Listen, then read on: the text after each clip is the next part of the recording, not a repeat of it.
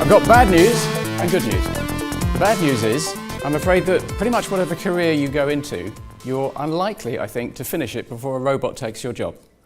The good news is, that will also usher in some societal changes, which I think will make your futures really quite unbelievably wonderful.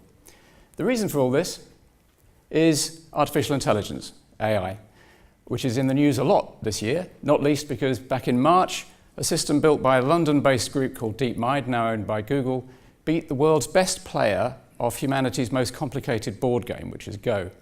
AI is a 60-year-old overnight sensation. Got going in 1956, and these guys are the founders. This is them celebrating the 50th anniversary. Sadly, they can't celebrate the 60th anniversary this year because they've mostly succumbed to a design flaw in humanity called death, which we'll be coming to later. AI didn't do very much for most of its history, but earlier this decade, something remarkable happened. A technique called machine learning came to prominence. In a sense, it's a reinvention of something that's been around for a long time called neural networks. And to grossly oversimplify, it is making computer systems which behave like human brains. And it became possible earlier this decade because computers became powerful enough, and also because we had lots and lots of data to train them with. The computers became powerful because of something called Moore's law, which was named after Gordon Moore, who noticed in 1965 that his company was putting twice as many transistors on a computer chip every year, he thought. And boiling it down, Moore's law now means that computers get twice as powerful every 18 months, which means they're on an exponential improvement curve. Now, it's really important, if you want to understand the future, that you understand exponential growth.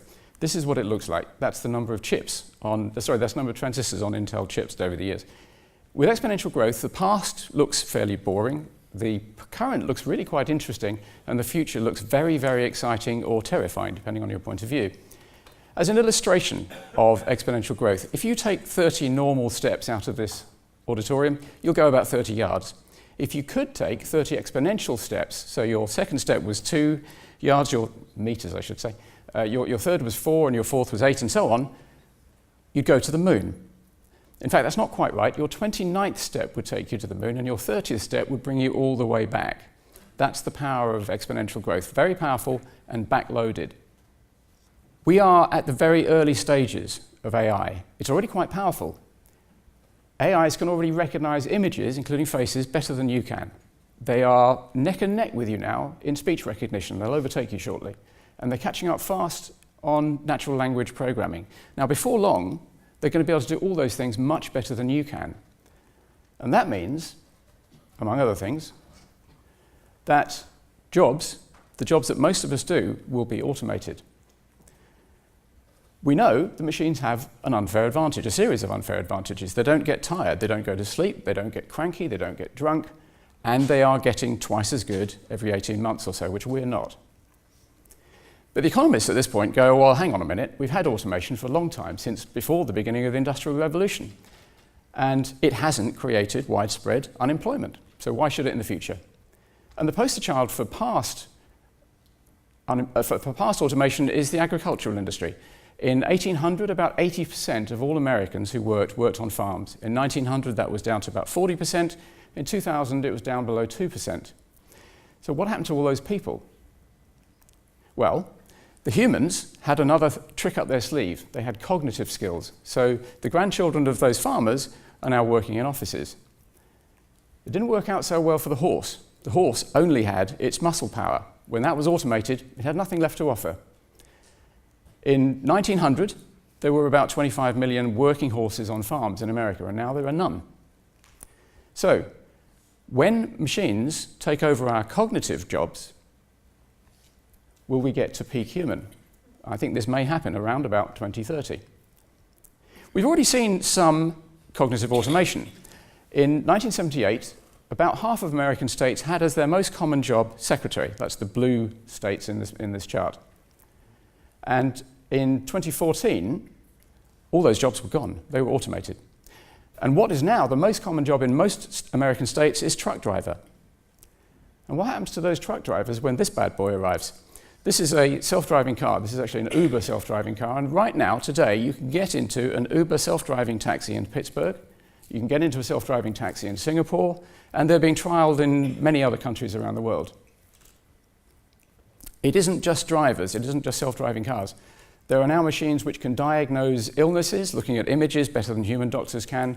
There are machines which can do surgery better than human surgeons can. Lawyers are finding quite a bit of their activity being automated. Same is true of journalists. There are thousands and thousands of articles in newspapers around the world written by machines, and you can't tell the difference. And robots in factories and warehouses are getting cheaper, more flexible, and safer to be around. Now, the economists go, yeah, we have seen it all before. This is the Luddite fallacy, named after the Luddites who went around smashing up knitting machines in the early Industrial Revolution. And we know from past experience that automation doesn't cause lasting unemployment. What it does is it creates more wealth in the economy, which creates more jobs. And they've got some specific lines of defense against robot automation. One is that we all become centaurs. Centaurs obviously are half human, half horse. And the term comes from chess, where when Garry Kasparov, the best ever human player of chess, was beaten by IBM Deep Blue in 1997, it was discovered that a human and computer beat the best chess computer. So they call those centaurs. Unfortunately, that's no longer going to be true. It's virtually disappearing now.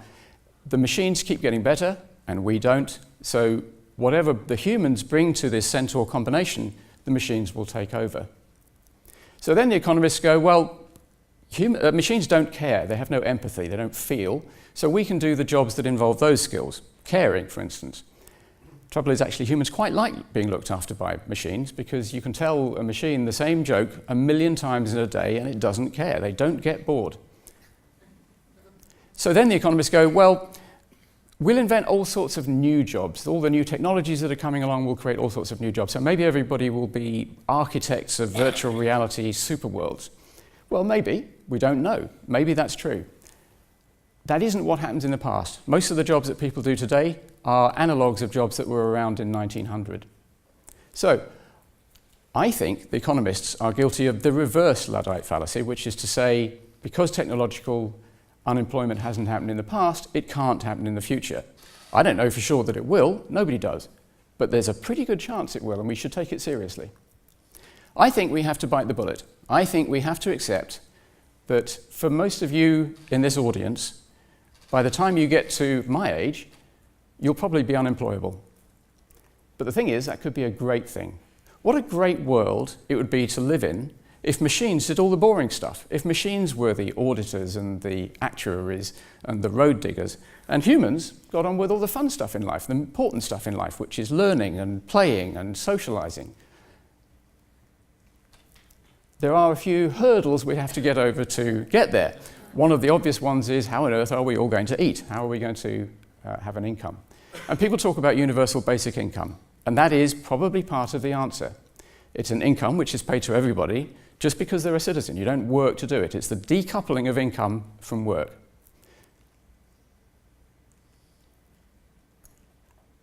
Some people, especially people living in Silicon Valley, think that this will happen in a sort of a magical fairy world where everything becomes free because robots are so efficient they produce everything for free, and we'll have a sort of a Star Trek economy. We don't really have to pay for anything. So that would be very nice. But I don't think we're going to get there in the next 20 years or so.